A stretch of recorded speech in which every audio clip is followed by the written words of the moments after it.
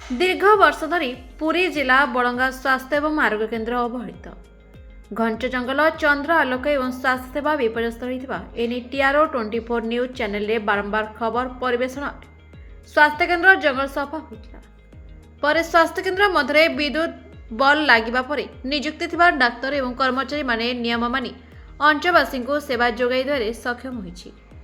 सेपटे जड़े नर्स रोगी को सेवा जोगाई देउथबा बेले तांको स्वास्थ्य केन्द्र बाहर करा जाई अंचल नियुक्ति करा जरु स्वास्थ्य केन्द्र को आसुवा रोगी माने बहु असुविधार सम्मुखीन होउछन्ति जाकि जैनिक नर्स को स्वास्थ्य केन्द्र को नियुक्ति करबा पई अंचलवासी दाबी करछन्ति।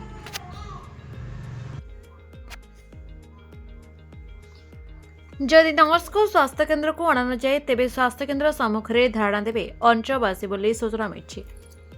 सेपटे बड़ंगा स्वास्थ्य आरोग्य केन्द्र समस्या गति करुवा बेले ए दिगरे पुरी सीडीएमओ को किभली नजर पड़ुनथला ताहाको नै होइछि चर्चा।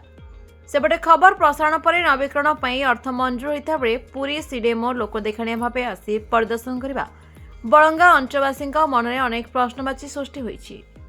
सीडीएमओ परिदर्शन करबा दूरर कथा किंतु स्वास्थ्य केन्द्र सम्मुखें फोटो उठाई मौज नेबा एक सन्देह घर को आनिछि। सेभଳି କିଛି କଳାମୁଖାଧାରୀ ନବୀକରଣ ଅର୍ଥ ମଞ୍ଜୁର ହେବା ଜାଣି ଉକ୍ତ ଅର୍ଥକୁ ହଡପ କରିବା ପାଇଁ ମୁଣ୍ଡରେ ତେଲ ଲଗାଇ ପାନିଆ ଧରି ଚାହିଁ ବସିଛନ୍ତି ବୋଲି ଜନସାଧାରଣ ଚର୍ଚ୍ଚା ହେଉଛି। ସେପଟେ ଜିଲ୍ଲା ମୁଖ୍ୟ ଚିକିତ୍ସାଧିକାରୀ ଏବଂ ସ୍ୱାସ୍ଥ୍ୟ ମନ୍ତ୍ରୀଙ୍କୁ ସମସ୍ୟାର ସମାଧାନ ପାଇଁ ପୂର୍ବତନ ମନ୍ତ୍ରୀ ତଥା ଭାରତୀୟ ଜନତା ପାର୍ଟିର ମୁଖପାତ୍ର ସମୀର ରଞ୍ଜନ ଦାସ 7 ଦିନ ଭିତରେ ସମସ୍ୟାର ସମାଧାନ ନ ହେଲେ ଧାରଣାରେ ବସିବେ ଅଞ୍ଚଳବାସୀ। ପରେ ଆଜି ପୂର୍ବାହ୍ନରେ ପୁରୀ सीडीएमओ अक्षय कुमार शतपथी स्वास्थ्य केन्द्र पहुंची स्थिति परखिबा दूरर कथा लोकमानक सहित फोटो उठाई फेरिछन्ति। दीर्घ 77 वर्षर बड़ंगा डाक्तरखाने चिकित्सा क्षेत्र में अग्रगति हुई नहीं। दीर्घ वर्ष दाबी फल नूतन गृह निर्माण होते आवश्यक डाक्तर एवं अनावश्यक सहयोगी नथिबारु स्वास्थ्य सेवा संपूर्ण विपर्यस्त हो पड़ी। यह एक प्राथमिक स्वास्थ्य केन्द्र होइथारु केवल दिवाकालीन सेवा उपलब्ध होइथे। रात्रकालीन गुरुतर रोगी अन्यत्र जीवा समय चिकित्सा पूर्व बाटर मृत्युवरण करने साधारण घटना होइछि। प्राय 15 वर्ष हेब संपूर्ण विपर्यस्त हो पड़ी।